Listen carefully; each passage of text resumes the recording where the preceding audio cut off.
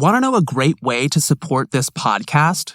Take their short listener survey at surveymonkey.com/R, as in the letter R/Airwave. Tell them about yourself, your interests, and what you like or don't like about the show. Your feedback will help them improve the show, better meet the needs of listeners like you, and find new advertisers that actually interest you. You could even win a $500 Amazon gift card as our thank you. Visit surveymonkey.com/R/Airwave. That's surveymonkey.com/R/Airwave. All right, greetings one and all. Welcome to the first ever Ask Me Anything episode of The Art of Crime, capping off the first ever season of The Art of Crime. As always, I'm your host, Gavin Whitehead, and there's not much to say up front, so why don't we cue the music and get right to it.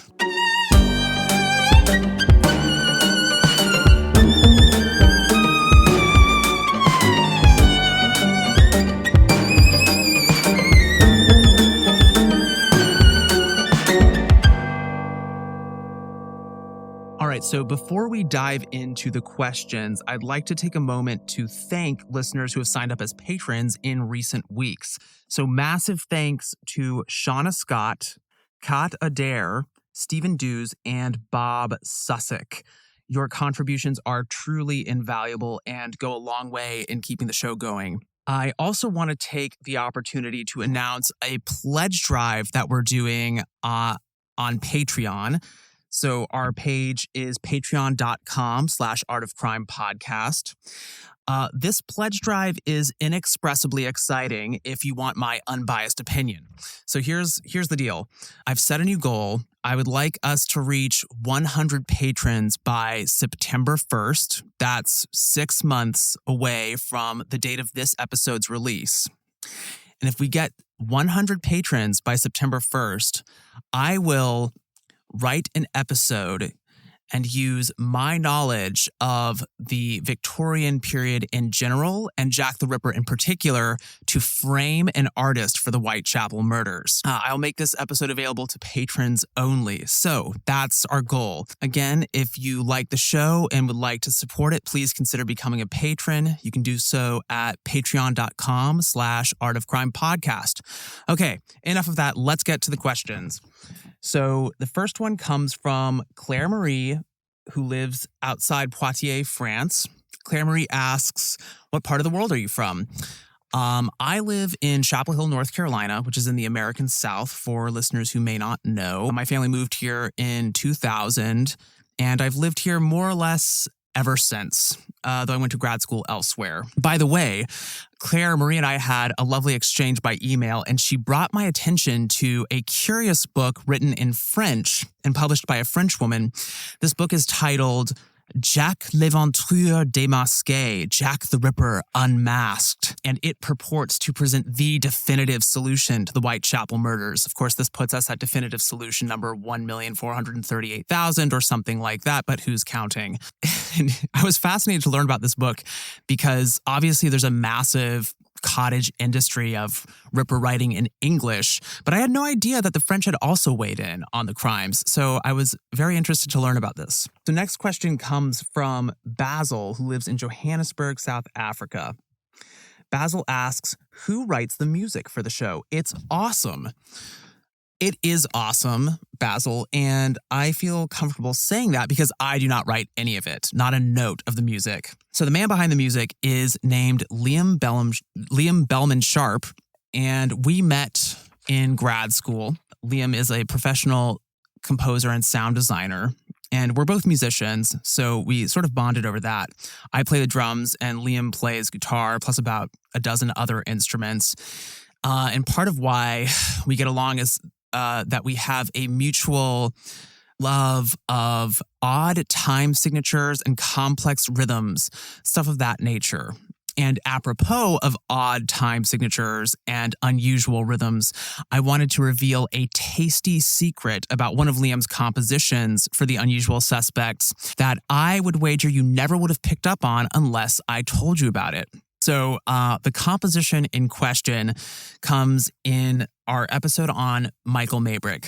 And of course, it will be remembered that Michael Maybrick served as the grand organist for the Freemasons at about the time of the Whitechapel murders. And Liam wanted to write a musical theme that would play more or less when Michael Maybrick entered the episode and which would recur throughout. So when he composed that theme, he wrote it for organ, which of course makes good sense. Michael Maybrick was a maestro on the organ, so it made sense for his theme to be composed for that instrument. But here's where it gets pretty slick. So Liam studied the Magic Flute by Mozart in undergrad. And as you may also remember from the episode on Michael Maybrick, there's this ridiculous conspiracy theory holding that Freemasons poisoned Mozart for betraying their secrets in the Magic Flute, which is chock-a-block with Masonic symbolism. Most of what Liam remembered from this lecture was that the Freemasons had this fixation on the number 3. It was sort of a magic number for them. And so when he wrote Michael Maybrick's theme, he wanted to incorporate the number 3 somehow. So he wrote this piece of organ music in an odd time signature, namely 9/8. So basically every measure of this melody consists of 3 groups of 3/8 notes. I mean, come on. I mean, that's a class act, right? I mean, that's ridiculous. I had no idea myself until Liam told me in a text message. So that was awesome. A lot of time and creativity goes into writing these scores, and Liam does a bang-up job. Okay, moving on. Next question comes from none other than my mom, who does listen to the show, in case anyone was wondering. She also lives in North Carolina, and she asks, where did your interest in Jack the Ripper come from? Another way of asking this question might be, have I gone wrong raising you?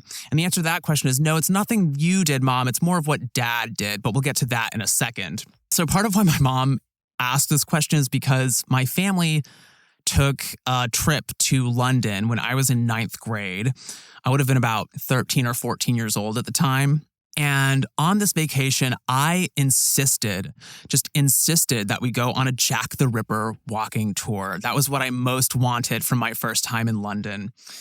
And while I very distinctly remember the walking tour, I had completely forgotten that I was the one who demanded that we go on it. So where did this fascination come from? I can pinpoint pretty much the exact moment when I became really interested in Jack the Ripper. It happened about 3 years earlier in 2001. I would have been in 6th grade at the time.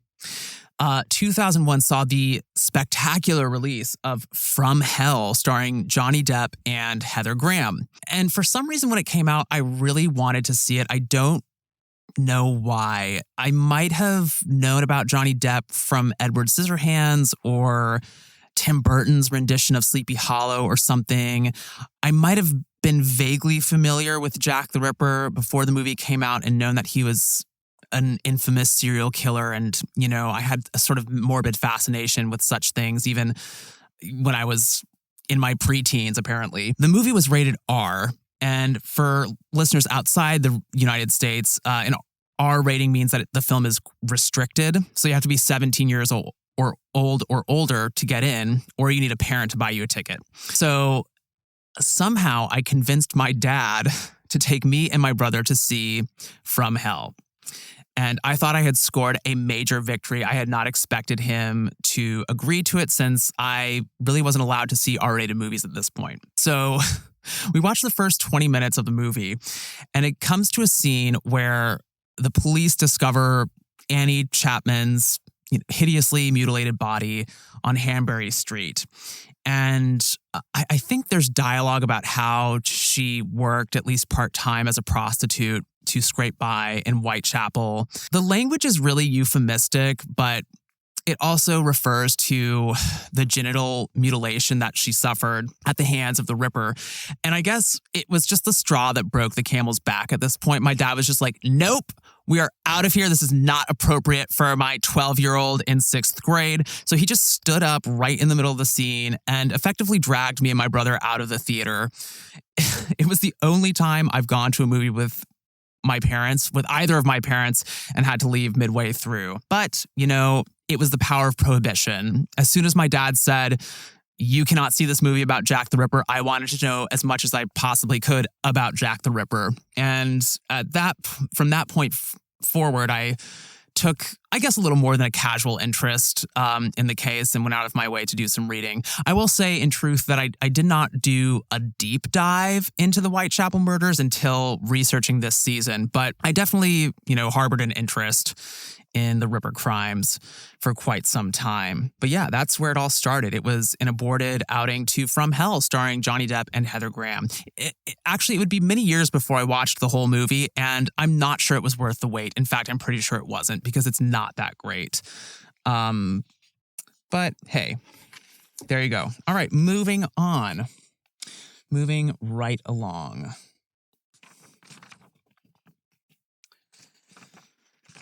So the next two questions come from the same person, namely Nikki, who lives in Houston, Texas, also in the United States. So Nikki asks, what was your favorite book you read while doing research? Okay, favorite book would probably be The Five by Hallie Rubenhold. This is just an extraordinary piece of historical writing. And Rubenhold reconstructs the lives and deaths of the 5 canonical Ripper victims. She really brings Victorian London alive. You just can hear and sometimes even smell the world. And you get a sense of what it was like to live in Whitechapel, but also elsewhere in London, because, Annie Chapman lived in more salubrious parts of town.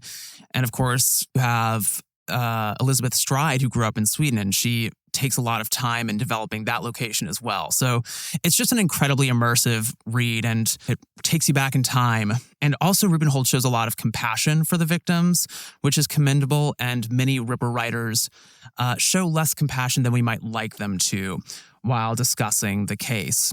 Honorable mention goes to the biography Lewis Carroll by Morton N. Cohen. This is just a beautifully written biography. I honestly didn't know much about Lewis Carroll before researching him for the podcast, nor had I done much reading about Alice in Wonderland. And there's a fantastic chapter that just discusses the significance of Alice in Wonderland within the context of children's literature and the history of that genre. I had not thought deeply about the book at all, and Cohen has spent, much, if not most of his career thinking about it. So I learned a lot from that chapter. I also loved a chapter primarily about Lewis Carroll's photography. So what I did not know until I picked up this book was that many historians consider Lewis Carroll to be one of the great photographers of the 19th century, like one of the best. So that was fascinating to learn. And the biography includes a lot of photographs that Lewis Carroll took of various children and sometimes their families. And he does get a really charming energy out of a lot of his sitters. And yeah, of course, photography is interesting in the context of his biography because he made the acquaintance of Alice Liddell, who to some degree inspired the fictional Alice, because her father, a dean at Oxford, invited Carroll over to photograph the Liddell family.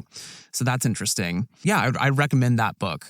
Another thing that I cannot help but mention right now is my favorite Ripper movie that I watched while researching this podcast.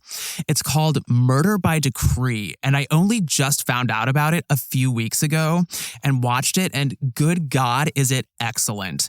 It's directed by Bob Clark, who directed one of my all-time favorite slashers, Black Christmas, which came out in, I want to say 1974. It's absolutely horrifying, and believe it or not, this is a Sherlock Holmes adventure in which Watson and Holmes solve the Whitechapel murders. And you know what? They reveal a Freemasonic conspiracy underlying it all. So it definitely draws on Stephen Knight's book implicating the Freemasons.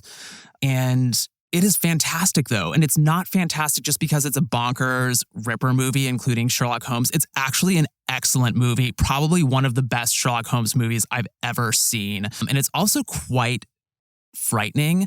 There are a couple of sequences that include point of view shots where you're sort of placed in the perspective of the killer as he's stalking his victims. And they are extremely unnerving. You hear a lot of heavy breathing from the actor who plays Jack the Ripper, and it's just so disquieting, but it's also just thick with a lot of atmosphere. And you have gaslit London and the fog and Hackney coaches, rolling down the cobblestones and all that. Christopher Plummer plays Sherlock Holmes and gives a terrific performance. I mean, it's really one of the most interesting Holmes I've seen in a while, partly because he shows more warmth and compassion than just about any other Holmes I've seen on screen or on stage. So I really appreciated it for that reason. It's not a perfect movie by any means. The denouement kind of drags on longer than you might like it to, but it really is worth a watch. It's called Murder by Decree. It's easy to find. So yeah, check it out if you're interested. All right, next question, also from Nikki in Houston, Texas. She asks, what suspect was the most fun to research? Another fun question. So I would definitely go with Richard Mansfield, the actor who originated the dual role of Dr. Jekyll and Mr. Hyde, and of course was playing it in London at the time of the killing spree.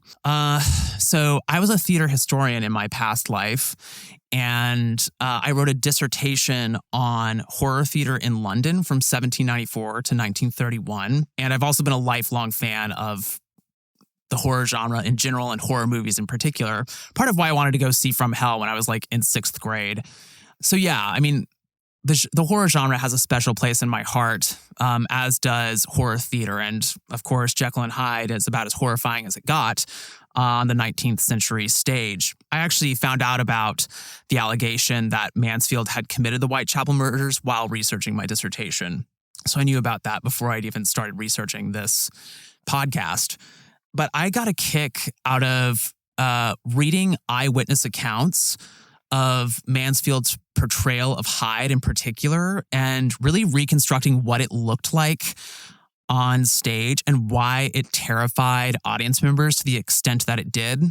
This was really time-consuming, but also rewarding. You basically just have to read through a bunch of newspaper reviews, but also you can glean some insight from interviews that Mansfield gave to the press as well, and also from biographies written about him. I also liked reconstructing the famed transformation scene where he goes from Hyde to Jekyll right before the audience's eyes, and I think I came up with a detailed reconstruction of it for that episode. I also enjoyed going back to the Jekyll and Hyde novella by Robert Louis Stevenson, and I gained just a new appreciation of how ill-suited it is to dramatization. Nobody really does anything in that novel.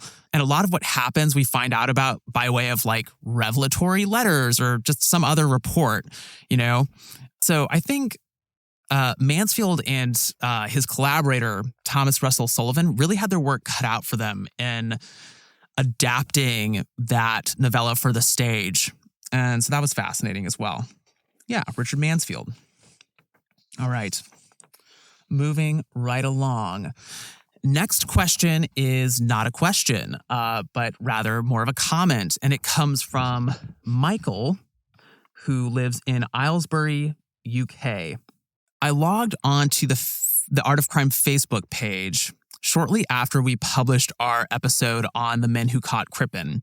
Of course, Crippen was Dr. Hawley Harvey Crippen, who poisoned his wife, Cora, otherwise known as Belle Elmore, and then fled the British capital with his mistress, Leneve, both of them wearing disguises. And then Walter Dew, a Scotland Yard detective, donned a disguise while bringing them to justice. And part of why I included this bonus episode in the season was because Willie Clarkson, the wig maker and costume designer, is said to have supplied Crippen and Leneve with their outfits as they were getting the hell out of Dodge. So this episode had just come out, and I log onto the Facebook page, and I'm confronted with this gigantic chunk of text there. In a comment, someone had responded to the Facebook post about the episode.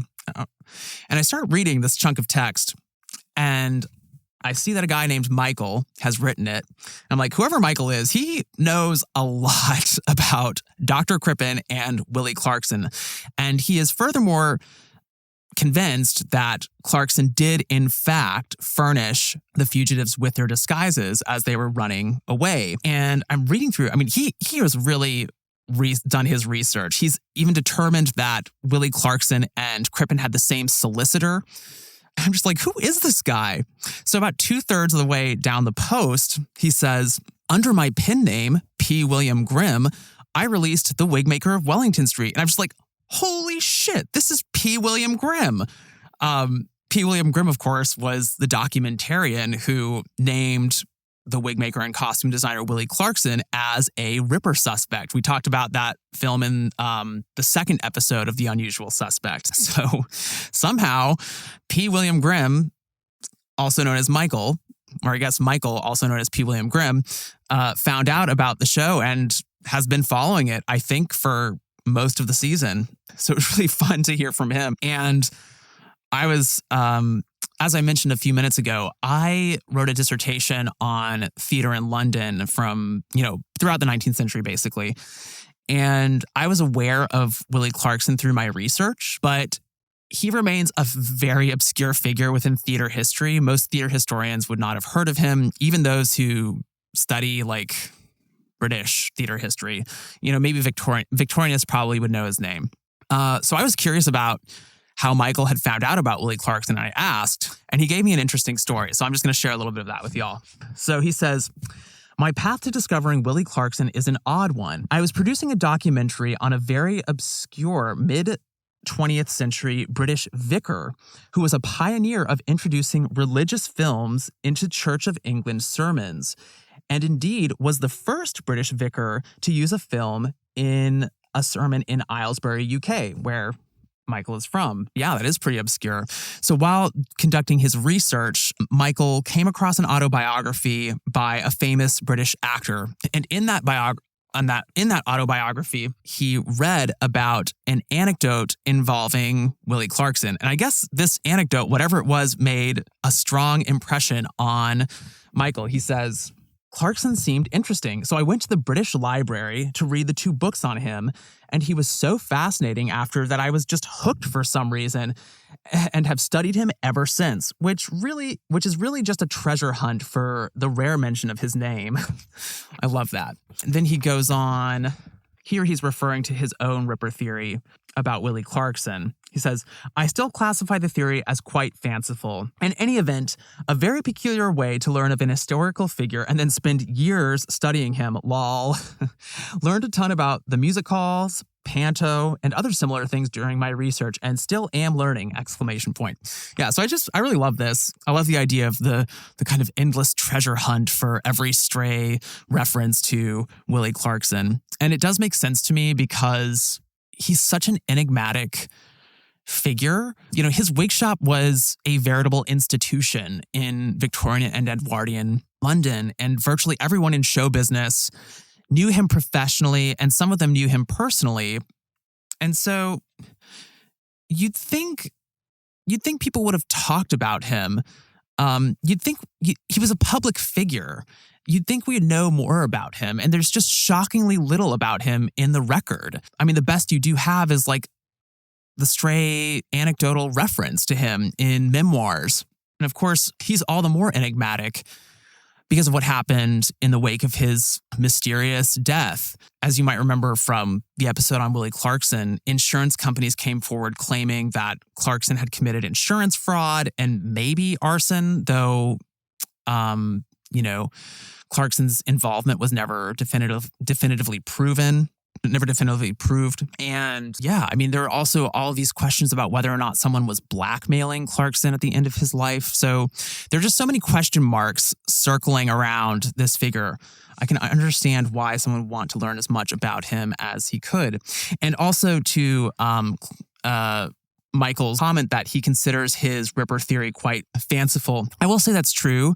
And I didn't mention this in the episode on Clarkson, but that quality comes across in his documentary, The Wigmaker of Wellington Street, which you can watch on YouTube if you're curious. The documentary includes a number of illustrations that just represent various scenes. For example, I think when Willie Clarkson is approaching one of the Ripper's victims, and the illustrations are not cartoons, but I would say they verge on the cartoonish, and they just endow the whole documentary with a certain whimsy. And it does come across as though Michael is kind of making an argument that is very much within the "wouldn't it be crazy if Willie Clarkson committed these crimes" register. So it's much less assertive than other Ripper books I read while putting together this podcast. Now, why don't we take a quick break for an important announcement? About a month or so ago, The Art of Crime joined Airwave Media, a podcasting network. This was a major step for The Art of Crime and very exciting to me at the time. Twice a year, Airwave Media conducts a listener survey, and they're doing one right now, and I want to encourage you to take it. You can do so at surveymonkey.com/R, as in the letter R, /airwave. Again, the URL is surveymonkey.com/R/airwave. Basically, they want to get a sense of who's listening to all of their podcasts, what people like and don't like about each show, and full disclosure, they're also interested in what kinds of advertisers you'd like to hear from. So that's definitely part of the survey. It takes a few minutes to fill out, and you can enter to win a $500 Amazon gift card at the end, so there's an added incentive there. It will also be a big help to me because when you fill out the survey, you have the opportunity to express your enthusiasm for the show straight to the heads of Airwave. And this will let them know that you're enjoying what you're hearing on The Art of Crime. Yeah, that's most of what I have to say about that. I'll give you the URL one more time. It's surveymonkey.com/R/airwave. And I'll include the link in the show notes as well. Again, it would really help me out if you took the survey and let the folks in charge of Airwave know how you feel about the show. Great. That's it. Let's return to some questions, shall we? Next one comes from Chad, who lives in Washington, D.C. And Chad asks, did you come across any interesting commentary on the Whitechapel murders from other famous, though perhaps never incriminated, Victorian artists? The answer is yes, and I wanted to talk about one in particular, namely the playwright George Bernard Shaw. So if you've studied theater history, you have almost certainly come across the name of George Bernard Shaw. He represents probably the most significant British playwright in, I would say, the last quarter of the 19th century and maybe the first half or so of the 20th. So he enjoyed an extremely long career and was very prolific, writing almost up until his death, really. And the thing to know about Shaw is that he was a socially conscious playwright, and he was also politically engaged. His most famous play might be Pygmalion, which inspired a number of film adaptations, as well as the musical My Fair Lady, which you might have seen. The basic premise is that a professor who studies phonetics makes a bet that he can pass a Cockney woman off as a duchess after 6 months of elocution lessons, basically. And so with this plot, Shaw is sort of taking apart the idea of social class and exposing it as a set of learned behaviors that really anyone can master regardless of the circumstances they're born into, right? Anyone can learn how to speak quote unquote proper English and sound like a member of the aristocracy. That's what he's getting at. So as I mentioned a moment or two ago, Shaw was politically active. In fact, he was an outspoken socialist. And I wanted to bring him up partly because he bears a tenuous yet intriguing connection to one of our 5 canonical victims, namely Polly Nichols. If you cast your mind all the way back to the first episode of the season, the Whitechapel Murders, you will remember that there was a real possibility of social revolution in the air in 1887, so 1 year before the Whitechapel murders took place. And a populist movement was starting to rise up. And that the epicenter of that movement was Trafalgar Square in central London, where dozens, if not hundreds, of homeless people were sleeping rough on a nightly basis. And we know that Polly Nichols slept at Trafalgar Square at around this time. Hallie Rubenhold has placed her there in the autumn of 1887. At around this time, protests were taking place in Trafalgar Square, and demonstrators were descending, en masse. And there were speeches given during these protests, speeches written and delivered by prominent political activists, artists, intellectuals, so on and so forth. George Bernard Shaw was one of those speakers. He and Polly Nichols could have conceivably been in Trafalgar Square at the same time. That possibility is out there. So without further ado, let's hear about what he had to say about the Ripper. On September 24th, 1888, Shaw wrote a letter to the editor of The Star, and it appeared under the headline, "Blood Money to Whitechapel." So here it goes. To the editor of The Star, "Sir, will you allow me to make a comment on the success of the Whitechapel murderer in calling attention for a moment to the social question? Less than a year ago, the West End press, headed by the St. James's Gazette, the Times, and the Saturday Review, were literally clamoring for the blood of the people." So here he's talking about the protests that took place in Trafalgar Square, and the police clamped down on them. So they were clamoring for the blood of the people, hounding on Sir Charles Warren, the police commissioner, to thrash and muzzle the scum who dared to complain that they were starving, heaping insult and reckless calumny on those who interceded for the victims, applauding to the skies the open class bias of those magistrates and judges who zealously did their very worst in the criminal proceedings which followed, behaving, in short, as the proprietary class always does behave when the workers throw it into a frenzy of terror by venturing to show their teeth. And then Shaw describes all of the work that social reformers and various researchers have put into shining a light on the appalling living conditions among the working classes in East London and other poor parts of the city, and how it's gone completely ignored by the West End press, against which he is railing. So I'm jumping ahead a little bit in the quote. He says, "Now all is changed. Private enterprise has succeeded where socialism failed. Whilst we conventional social democrats were wasting our time on education, agitation, and organization, some independent genius has taken the matter in hand, and by simply murdering and disemboweling 4 women, converted the proprietary press to an inept sort of communism. The moral is a pretty one, and the insurrectionists, the invincibles, and the extreme left of the anarchist party will not be slow to draw it. Humanity, political science, economics, and religion, they will say, are all rot. The one argument that touches your lady and gentleman is the knife." Yeah, so a pretty brutal conclusion there.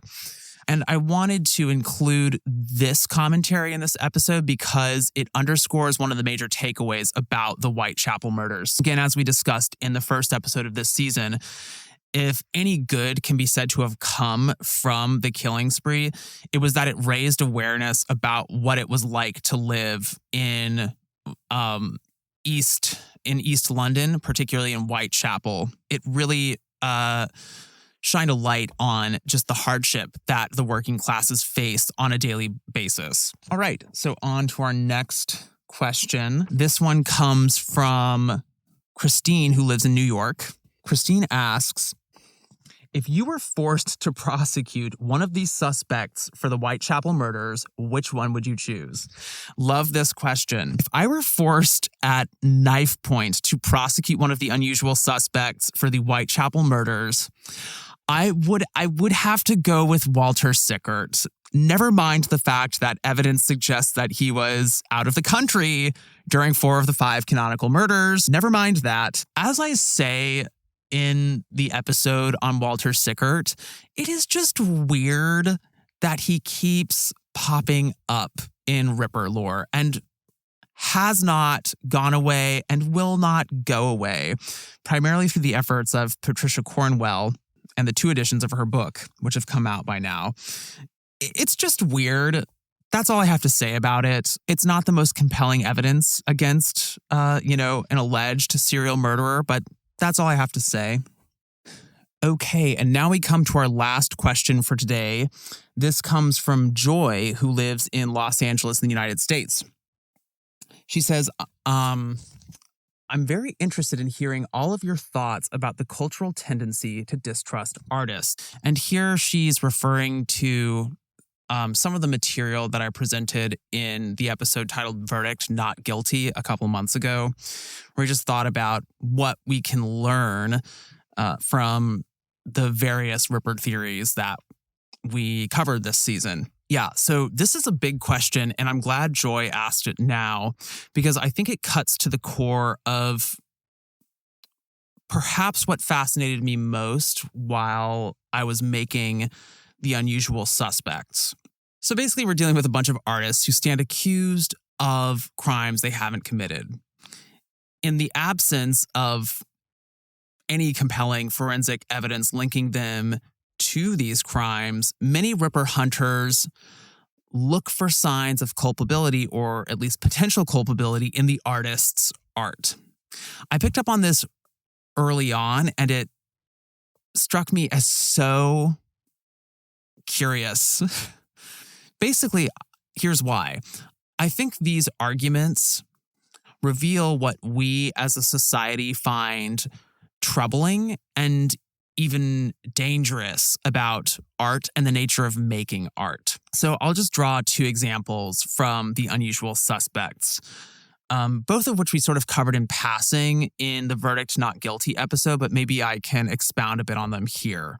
The first has to do with a simple truth, namely that artists often make work about immoral acts, including murder. We are prone to making an assumption that because artists spend a lot of time thinking about, say, murder, that they harbor some sort of impulse to commit it themselves. So we saw this to some degree reflected in the work of Patricia Cornwell and her theory that painter Walter Sickert committed the Whitechapel murders. Sickert painted a picture titled The Camden Town Murder, which was inspired by a real-life homicide committed in the early 20th century, the first decade of the 20th century. This homicide remains unsolved. The implicit argument she's making is that because Walter Sickert painted a picture that appears to represent a murder, he must have harbored homicidal tendencies himself. She even intimates that Sickert committed the Camden Town murder in her book. Obviously, this kind of reasoning does not bear a ton of scrutiny. I just keep coming back to Agatha Christie, who churned out who knows how many murder mysteries throughout her career. And I'm like, okay, how many mass graves did Christie finish by the time she stopped writing? I mean, she always had murder on the mind. But the point is that, a novelist can write a murder mystery without ever contemplating murder. And you can extend the same basic argument to actors who play characters who commit murder on stage. And plenty of art, you can extend the argument to plenty of other art forms as well. Yeah, so I think to answer Joy's question more directly, there's a widespread anxiety about artists who create work about immoral acts such as murder and crimes in general. Another example that we can draw from The Unusual Suspects takes us back to the disguise hypothesis, which became something of a recurring theme throughout the season.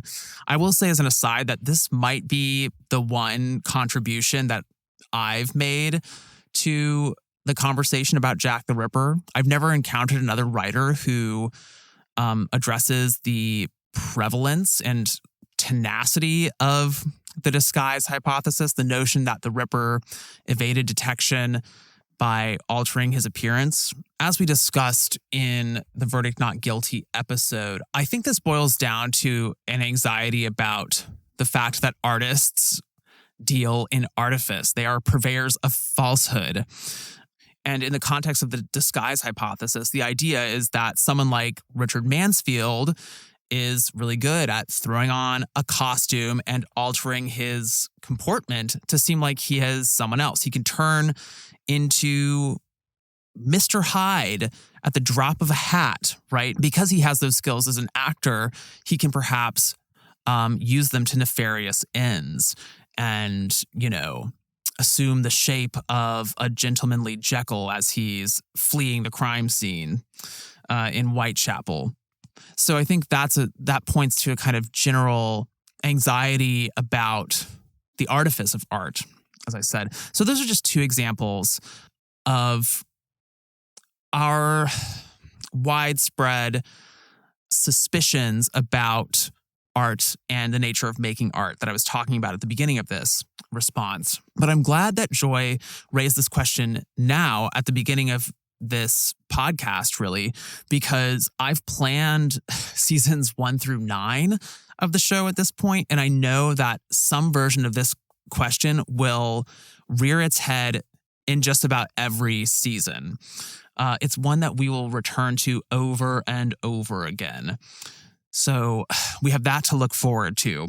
And on that note, I will pivot to the topic of season 2, which I have almost finished writing. Right now, episode 1 of season 2 is scheduled to drop on Wednesday, April 4th. And I will hold off on disclosing the theme of the season for the time being, but I will say that I'm extremely excited to share it with you all, partly because it extends well beyond Victorian London. We will travel to, among other places, early 20th century Mexico, Nazi Germany, ancient Rome, post-World War II Tokyo. So we'll cover a lot of terrain in that season. And I'm looking forward to it for that reason. All right, that about does it for The Unusual Suspects, Season 1 of The Art of Crime. I've had a blast sharing it with y'all. And before I sign off, I want to make sure that I give you one more friendly reminder to take the Airwave Media Listener Survey. You can do that at surveymonkey.com/r/airwave. And again, the URL is in the show notes. Until next time. You've been listening to The Art of Crime, created, written, and narrated by yours truly, Gavin Whitehead. Liam Bellman Sharp edited sound and composed the score. Last but not least, 1,000 thanks to research and production assistant Ken Symphonies. The Art of Crime is part of the Airwave Media Network. To find out more about their excellent programming, visit www.airwavemedia.com. If you like what you heard on The Art of Crime, please tell the world, by which I mean everyone you know, plus the occasional stranger. Also, if you can, take a moment to rate and review the podcast. It goes a long way in helping others find out about the show. Finally, all throughout history, artists have relied on the support of patrons to make their work. The same holds true for podcasters making shows about historical artists, so please consider making a donation at www.patreon.com/artofcrimepodcast. Every bit counts and is massively appreciated. As a reminder, be sure to check out the Art of Crime website at www.artofcrimepodcast.com. It features all kinds of images relevant to the show, including maps, drawings, paintings, photographs, sheet music, and more.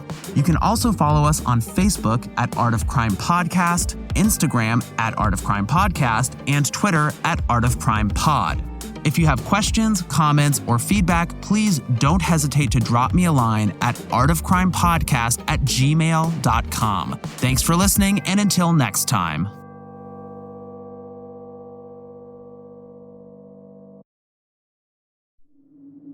Prepare to enter an immersive world of tragedies, hauntings, legends, and folklore.